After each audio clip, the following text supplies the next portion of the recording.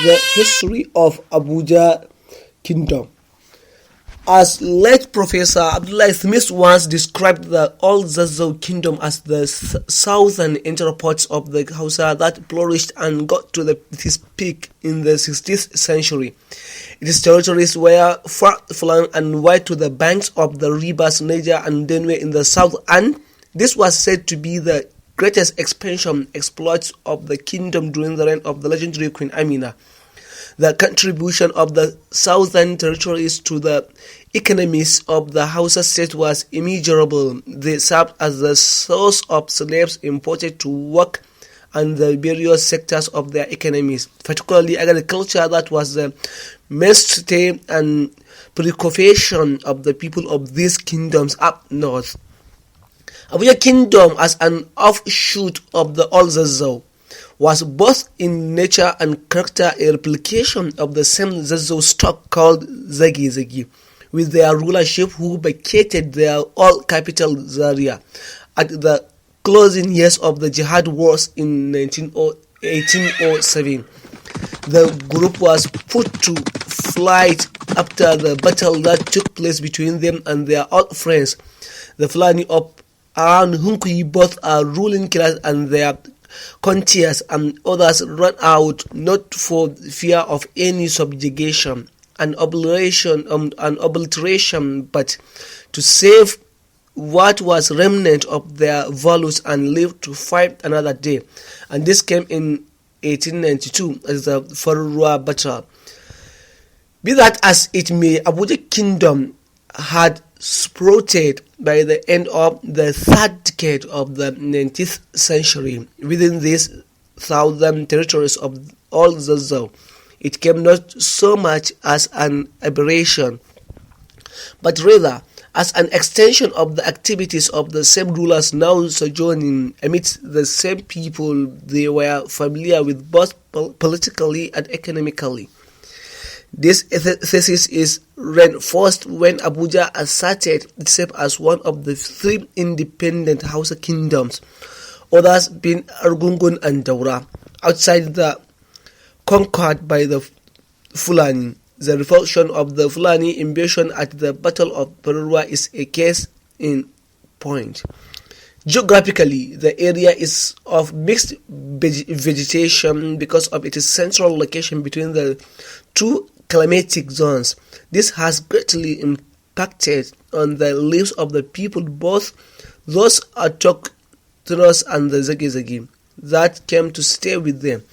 The mild climate was excellent and enough for the king of vacation. Main preoccupation of the people producing their entire food requirement through with slightly dry season activities, which they are supported by the same environmental factors. Among such activities are commonly identified with almost all the settlements was pottery making. Little wonder then the colonists could not fund the land when they established the famous Abuja, now the Taladi Kwali poetry, in 1951. Finally, rested by their choice and settlement in the present site. In 1827, under their new ruler Abuja, in reference to this convulsion, the youngest of three brothers, Makau.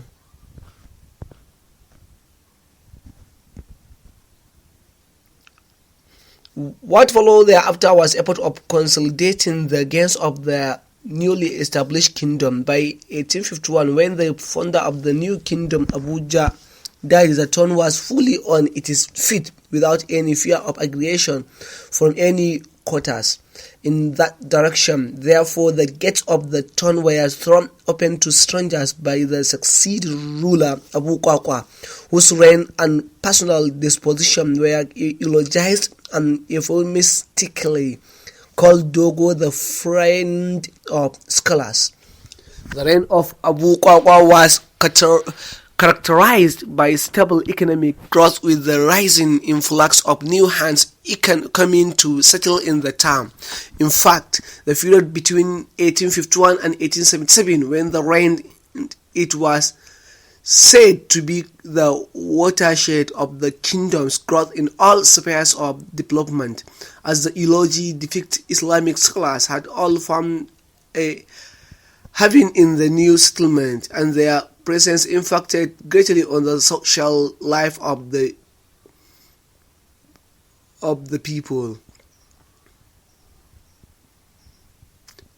The succeeding regime of King Ibrahim Iyalai was rather a period of great military exploit, which resulted in the expansion of the kingdom's territorial boundaries. The battles of Gusoro and Nasarawa in the north and south of Abuja can be quickly remembered with nostalgia as periods when the massive war machine of the Abuja military formation was at its peak. The last battle before the arrival of the British colonies was the one of 1892, when Zaria, then under its Fulani ruler Yero, led a strong force that launched an unsuccessful attack on the new kingdom of Abuja, but was repelled with heavy casualties by the military force of Abuja. King Ibrahim Iyalai physically led the Abuja force and came out victorious at the famous Battle of Farurua, present-day local government secretariat site. Without doubt, this was a reign that placed Abuja on the threshold of greatness, with a heavy white territory terminating at Umaisha to the south in Nasarawa state today, and to the north far into areas of Jere in Kaduna state today. This was the extent of its size before the arrival of the British colonies that set back the course of history of the kingdom. By August 1902, King Ibrahim Iyalai, whose gallantry was earned him the nickname Dodongwari soon after his repulsion of Nagwamase at Gusoro in Galadiman Kogo district at Kutachi, led the defense force against the British, but was killed by the British invasion force at Abuchi, hence his acronym of Maje Abuchi. This marked the end of the kingdom's independence. While it lasted, it asserted itself as the Haɓe Zazzau kingdom, and to date its rulers bear the title of Sarkin Zazzau and its people called Zage-Zage. The colonial conquest of the kingdom set the platform of another political arrangement with a different outlook and nature, now called Emirate system, with the ruler called Emir. Muhammad Gani, son to the second King Abu Kwakwa, was appointed by the colonialists in 1902 as the new Emir, and right up to 1917, when they retired him with a pension and exiled him to Zaria, where he died in 1921. He thus became known as Maje Zaria. Various reasons were adduced for his retirement, but a more credible explanation was his unbending principle of protecting the values and norms of his people and resistance to the harsh British policies which appear implicable with the yearning of the community. Thus, a more amenable person must be brought in to toe the line of the new dispensation.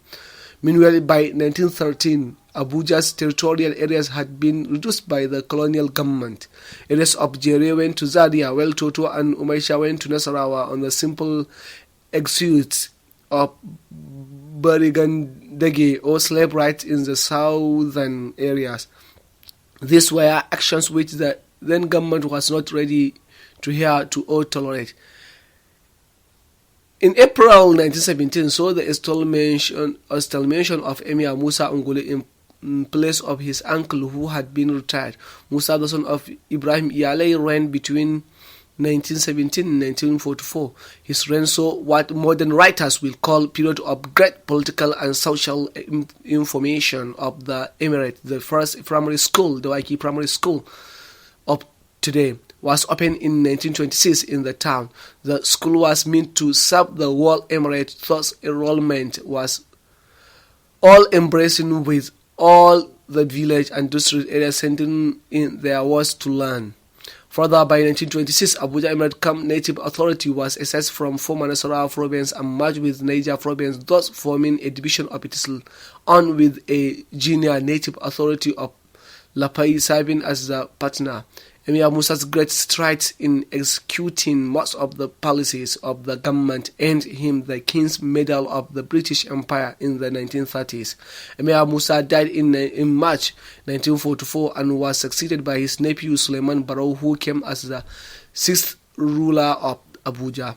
The reign of Suleiman Barrow witnessed great transformation in all facets of development of the community life. A secondary school was established, pipe-borne water was provided, telephone and postal services were put in place, clinics and a general hospital, whilst the remaining village and communities were provided with access roads, primary schools, clinics and developmental projects meant to transform their lot a host of other. In fact, his great administrative acumen and skills saw Abuja Native Authority left alone by the regional government without divisional secretary for over a decade. Further, Abuja was the community. Further in Abuja, the community secondary school was established at the area because of the emir's outstanding contribution to the educational sector of the whole northern Nigeria,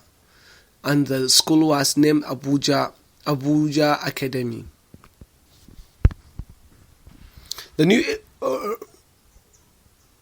it was also during the Emir Suleiman Barrow that about 80% of the emirate was ceded to the federal government of the development of the new federal capital of the nation in 1976.